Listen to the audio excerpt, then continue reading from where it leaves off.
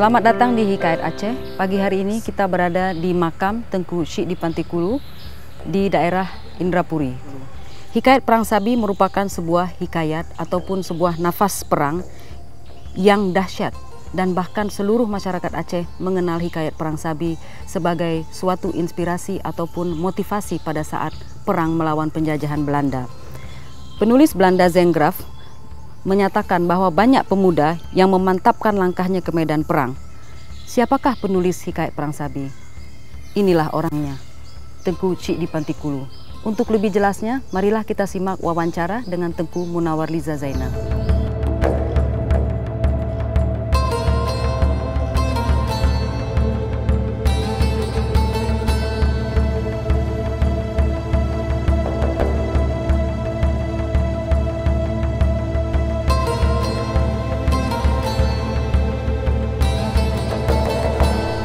Assalamualaikum warahmatullahi wabarakatuh. Selamat pagi Tengku Munawar.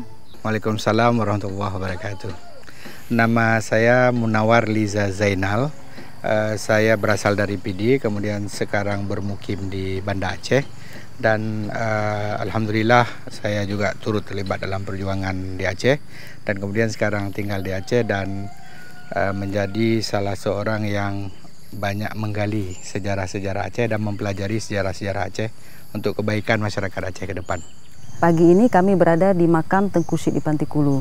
Siapa Syek di Pantai Kulu? Bisa Tengku Munawar cerita sedikit? Jadi Tengku Syek Muhammad di Pantai Kulu adalah seorang ulama Aceh yang besar. Beliau lahir tahun 1836 di Pantai Kulu, daerah Tite dekat Kemala sekarang, dan di daerah PD. Kemudian beliau adalah seorang ulama, kemudian beliau seorang ahli strategi perang dan juga seorang mujahid sekaligus seorang sastrawan yang besar. Kemudian perjalanan hidup beliau lahir di kawasan PD, di kawasan Tiro, masih berkeluarga dengan keluarga Tiro. Bahkan beliau seumur dengan Tengku Syek di Tiro Muhammad Saman, pahlawan nasional Indonesia sekarang, dan sebagai orang yang pertama memimpin seluruh perjuangan di Aceh ini. Jadi Tengku Syek Muhammad di Pantai Kulu, sewaktu muda beliau belajar di tempat Tengku Muhammad Amin Dayah Cut, yang juga paman Tengku Syek di Tiro, bersama-sama belajar agama di sana sampai beliau menjadi seorang guru.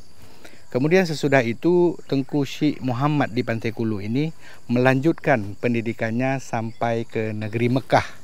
Nah, di saat di Mekah beliau mempelajari, menekuni seluruh disiplin agama. Beliau mempelajari mantik, beliau mempelajari fikih, beliau mempelajari ilmu-ilmu agama. Bahkan di saat yang sama beliau membangun solidaritas internasional dengan kaum muslimin yang datang dari seluruh dunia. Sehingga di saat beliau di Mekah ini, beliau menjadi seorang syekh, seorang yang sangat tinggi ilmu beliau. Apa peran beliau untuk masyarakat Aceh hingga kini? Pada tahun 1873, negeri Belanda menyatakan perang kepada negeri Aceh, dan beliau mendengar tentang perang itu sewaktu beliau di Mekah.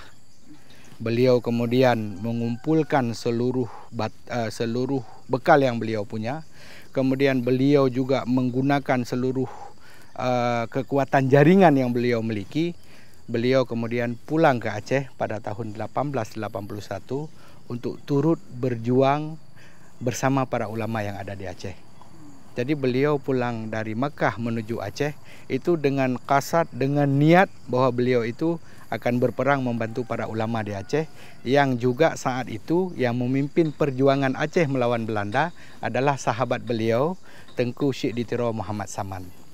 Kemudian menurut cerita bahwa di dalam perjalanan pulang beliau dari Jeddah menuju Penang kemudian masuk ke Aceh, beliau mengarang sebuah tulisan yang sangat dahsyat.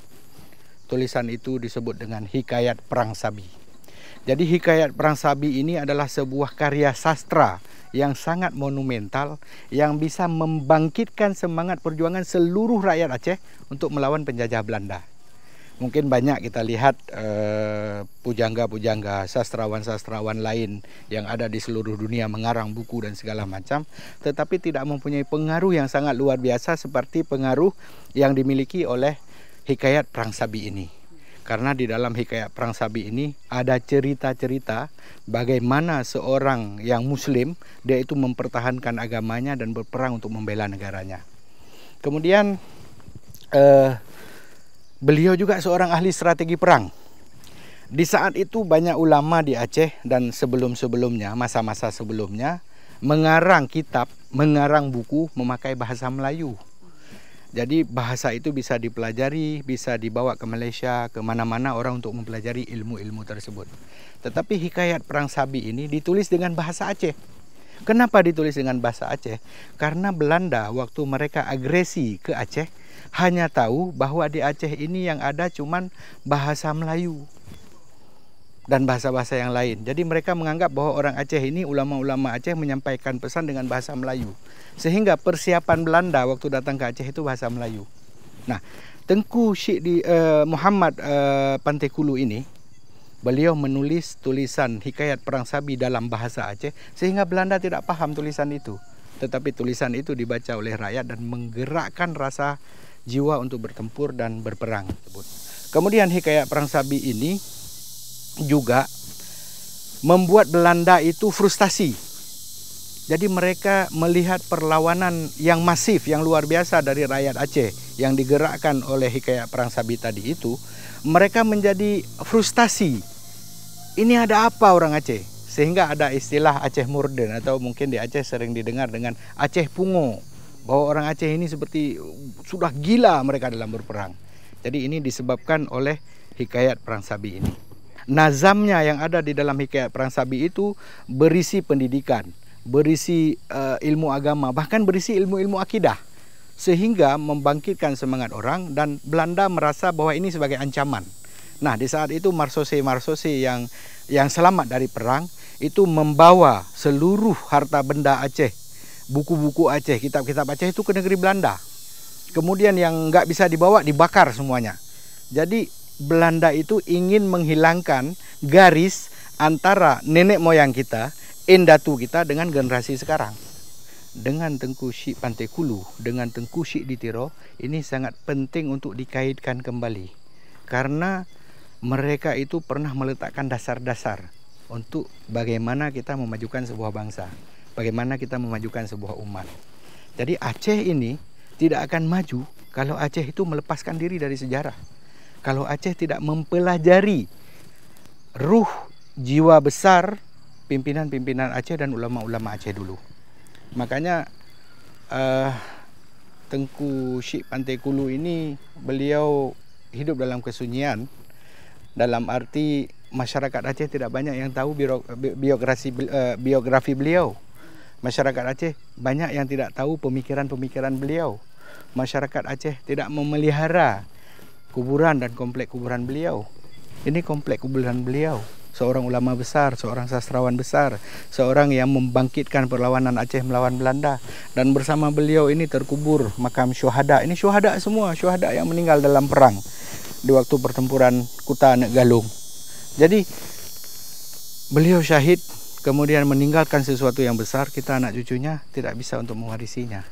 Makanya sangat penting bagi kita, masyarakat di Aceh ini, untuk betul-betul mengingat semua ini. Apa pesan Tengku Munawar kepada pemerintah Aceh untuk memperbaiki kondisi makam-makam para tokoh sejarah, para aulia dan tokoh-tokoh sufi di Aceh? Kami melihat kondisi tempat ini sangat miris sekali. Gimana? Apa yang harus kita lakukan? Kita jangan ego sektoral. Jangan melepaskan persoalan ini kepada kabupaten kota. Jangan melepaskan kepada sekelompok orang, kepada keluarga saja atau kepada yayasan ataupun apa, jangan. Jadi kita di Aceh ini harus duduk, kemudian kita bermusyawarah, kita harus mengambil sikap sebagai orang Aceh sama-sama untuk memelihara seluruh peninggalan-peninggalan endatu kita. Kita harus identifikasi semua makam-makam para syuhada, makam-makam para habaib, makam-makam para ulama, makam-makam para pahlawan di Aceh, makam-makam orang-orang yang berjasa. Ini kita pelihara. kita pelajari pemikiran-pemikirannya kembali. Kemudian kita ajarkan kepada anak-anak kita apa yang menjadi pemikiran mereka. Kemudian tidak hanya cukup menggunakan nama mereka di jalan ataupun di nama universitas atau nama sekolah. Ada banyak, ada Universitas Syah Kuala, ada Yayasan Pantai Kulu, ada, semuanya ada, tapi dipakai untuk sesuatu yang simbolis. Mestinya kita itu mempelajari pemikiran mereka, mengajarkan pemikiran mereka kepada anak-anak cucu kita. Jadi kemajuan, kejayaan yang sudah diraih oleh para indatu kita, oleh para nenek moyang kita ini, kita teruskan. Jangan kita malah lebih mundur dari masa mereka. Terima kasih atas bincang-bincangnya pagi ini Tengku Munawar. Assalamualaikum warahmatullahi wabarakatuh. Waalaikumsalam warahmatullahi wabarakatuh. Menyocahi dalam perang sabi, duda Tuhan beri ainul maradi.